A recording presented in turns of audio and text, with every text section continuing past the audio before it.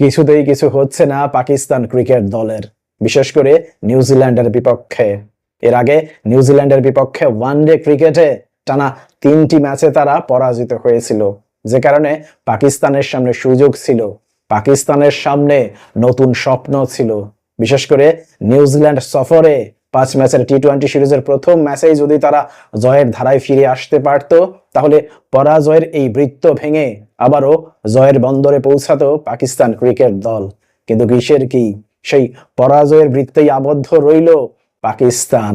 শুধু পরাজয়ের বৃত্ত বললে ভুল হবে। নিউজিল্যান্ডের বিপক্ষে 5 ম্যাচের টি-20 সিরিজের প্রথম ম্যাচেই রীতিমতো বিধ্বস্ত হলো পাকিস্তান।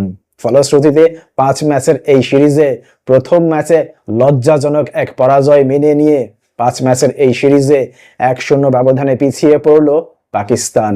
আমরা যদি ঘটনাবহুল এই ম্যাচের দিকে তাকাই, তাহলে দেখতে পাই এই ম্যাচের শুরুতেই টসে জয়ী হয়েছিল নিউজিল্যান্ড, এবং টসে জয়ী হওয়ার পর তারা সফরকারী পাকিস্তানকে ব্যাটিং এর আমন্ত্রণ জানায়। কিন্তু ব্যাটিং এ নামার পর রীতিমতো তাসের ঘরের মতোই ভেঙে পড়ে পাকিস্তানের ব্যাটিং লাইন আপ। তাদের মাত্র 3 জন ব্যাটার 2 অঙ্কের রান করতে সক্ষম হন। দলীয় অধিনায়ক সালমান আলী আগা 20 বলে 18, খুশদিল শাহ 30 বলে 32 এবং জাহানদাদ 17 বলে 17 রান করতে সক্ষম হন। এবং শেষ পর্যন্ত পাকিস্তান 18.4 ওভারে সবকটি উইকেট হারিয়ে মাত্র 91 রানের একটা মামুলি সংগ্রহ দাঁড় করাতে সক্ষম হয়। পাকিস্তানের এমন ভয়াবহ ব্যাটিং বিপর্যয়ের মূল কারণ নিউজিল্যান্ডের 2 ফাস্ট বোলার কাইল জেমিসন এবং জ্যাকব ডাফির দুর্দান্ত বোলিং।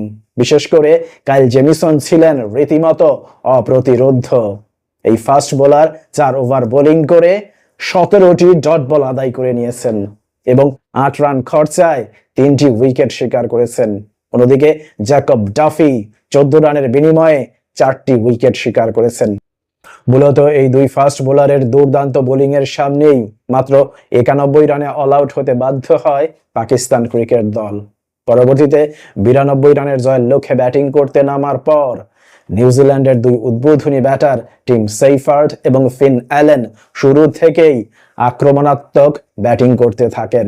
যদিও বা টিম সেইফার্ড 29 বল মোকাবেলা করে 44 রানে প্যাভিলিয়নের পথ ধরেন, কিন্তু শেষ পর্যন্ত অপরাজিত ছিলেন ফিন অ্যালেন এবং 1 ডাউনে ব্যাটিং করতে আসা টিম রবিনসন। এই 3 জনের আক্রমণাত্মক ব্যাটিং এর উপর ভর করে 59 বল হাতে রেখেই জয়ের লক্ষ্যে পৌঁছে যায় নিউজিল্যান্ড, অর্থাৎ 9 উইকেটের একটা বড় জয়ের দেখা পায়। এবং এই জয়ের মধ্য দিয়ে 5 ম্যাচের এই সিরিজে 1-0 ব্যবধানে এগিয়ে গেল নিউজিল্যান্ড। প্রশ্ন হচ্ছে, পাকিস্তান দল কি পারবে পরাজয়ের এই বৃত্ত ভেঙে পরবর্তী ম্যাচে অর্থাৎ দ্বিতীয় ম্যাচে জয়ের বন্দরে পৌঁছতে? আপনার মতামত অবশ্যই কমেন্ট বক্সে লিখে জানান। ভালো থাকবেন সবাই। আল্লাহ হাফেজ।